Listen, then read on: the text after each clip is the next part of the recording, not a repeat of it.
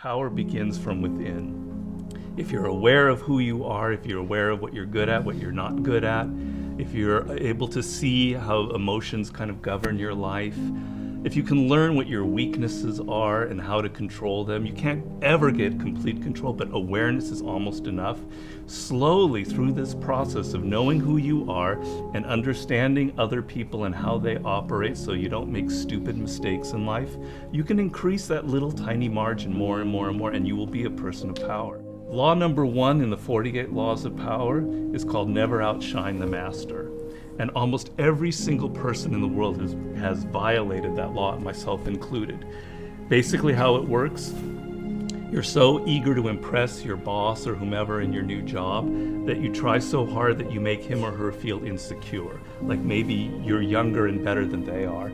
And because of that, you're fired, or something bad happens to you and you never know why. Do you think meditation is allowing you to make more interesting connections because of the quiet?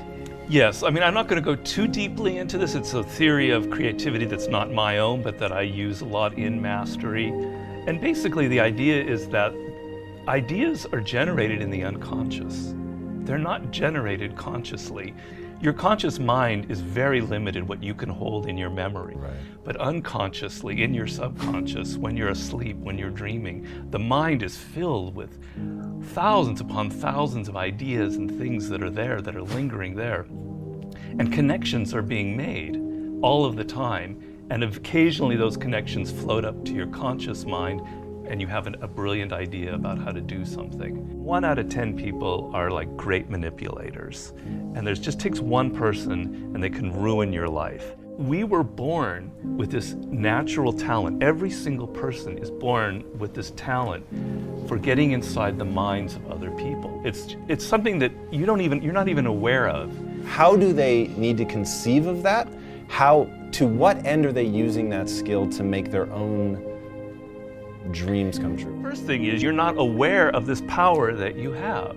You're walking around in life, I'm not critical because I'm the same, sort of sleepwalking. You're inside hearing your own thoughts day in, day out, like a continually, circling loop in your head. And you're not aware of the fact that if you stop that and you look at other people, a world opens up to you. So what's the first component of that world? Nonverbal communication. 95% of what really matters in communication between people is not through words. Words are used to deceive you, to disguise what people are really thinking. What are just a step or two that they can take down that path starting today? The first thing to understand is the most important, and that it is a skill. If you want to play the piano, you can't just sit down and suddenly play. You've got to practice it. You've got to practice it every day. And if you practice an hour a day, you're going to get better at it. Why are children able to learn and an adult can't? The reason is children don't think that they're superior. They don't think that they already understand the world. They're this small. They're weak. They're defenseless. They have to learn or they're going to die. They have to learn how to speak the language. They have to learn what's going on with their parents, or they're literally going to die. Do you have tricks that you use for ensuring that genius does not become a young man's game, that your books truly get better and better over time? Basically, every time I begin a book, I'm deathly afraid of failing. I feel like, it's not going to sell as well as the last book. I'm losing it. I got to go back to square one. Each project, each thing that you do in life, you have to kind of create that feeling in the gut like, I don't know if I'm going to be able to pull it off. I don't know if I can go 12 rounds with Floyd Mayweather this time. I don't know it. The secret really to success in life, I have to say, is retaining, I talk about this in Mastery, is retaining your childlike qualities. If you're completely a child, that's not going to work. Negative capability is rule number 1 for being a creative person. And if you don't follow anything else in Mastery, that would be enough.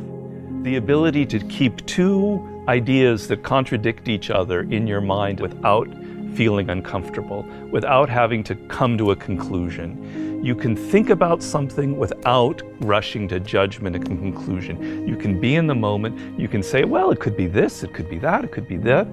And you don't have to decide whether it's A, B, or C. You're open to adopting 3 or 4 different viewpoints. If you love music, don't quit your job and play guitar. Like, you're gonna have a hard Right. time feeding your family. But you have advice for them. What is that advice? Yeah, but people say, live your passion. So these are cliches, and nobody changes their life based on a cliche. You've got to do hard work, and to do hard work, you have to have a roadmap. Somebody has to show you step to get there. Working for yourself, starting your own company, doing what you love should be everybody's goal. The process begins by first knowing what you really love. And believe me, I do a lot of consulting. A lot of people have no self-awareness. They don't even really know what it is that they were meant to do in life. They loved music when they were a kid, but then they got into law or whatever because of their parents, and then they don't know who they are anymore. Well, do I really like music?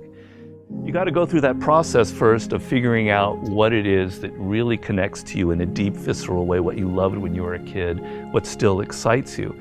Once you go through that and you understand it and you've got some clarity about it, okay, how do I incorporate that in my life? So if you're 23 years old, it's a little easier.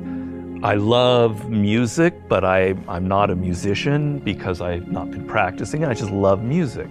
But I have a real good sense of business. I've been studying business and I have an MBA, etc.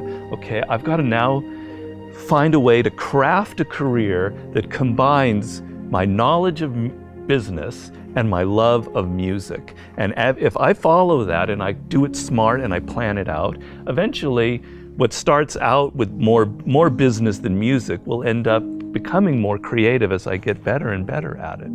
How do you prepare somebody to survive that initial stage of boredom and pain? Well, pain is great. You've got to embrace pain. Pain is pleasure.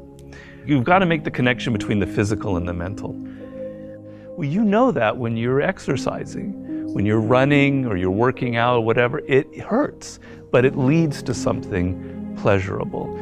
You have to be able to translate that to mental things. And if you make that switch in your mind, it is mind-blowing what can happen to you. Who are the most messed up people in the world? Spoiled kids.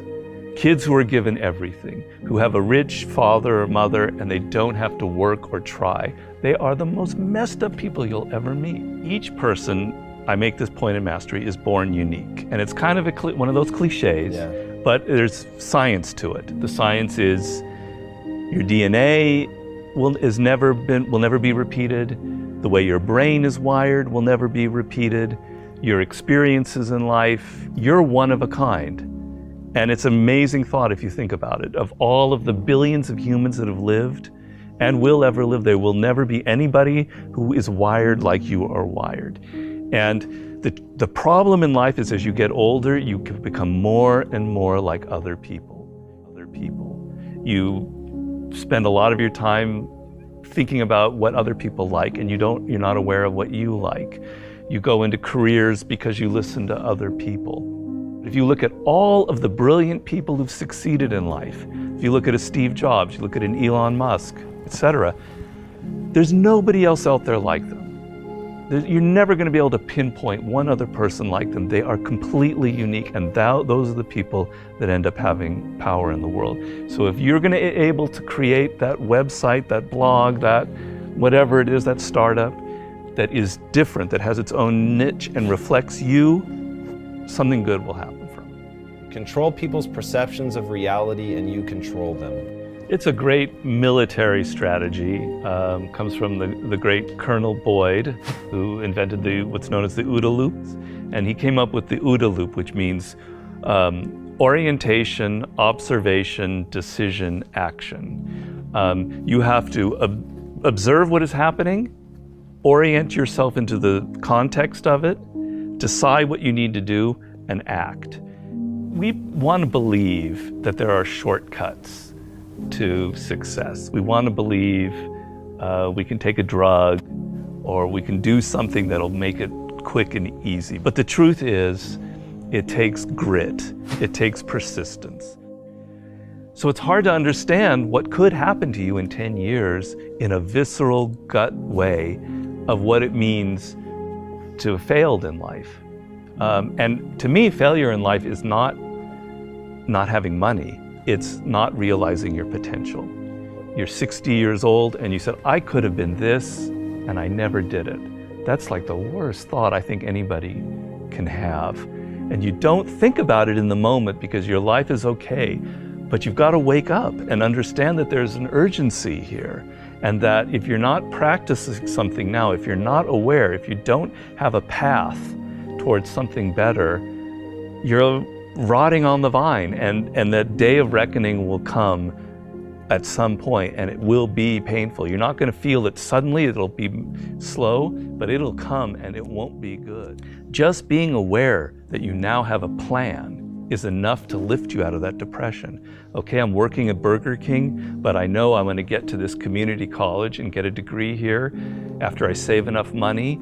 Having a goal is like, will change you completely from being depressed or not taking care of yourself to being energized and moving in the right direction.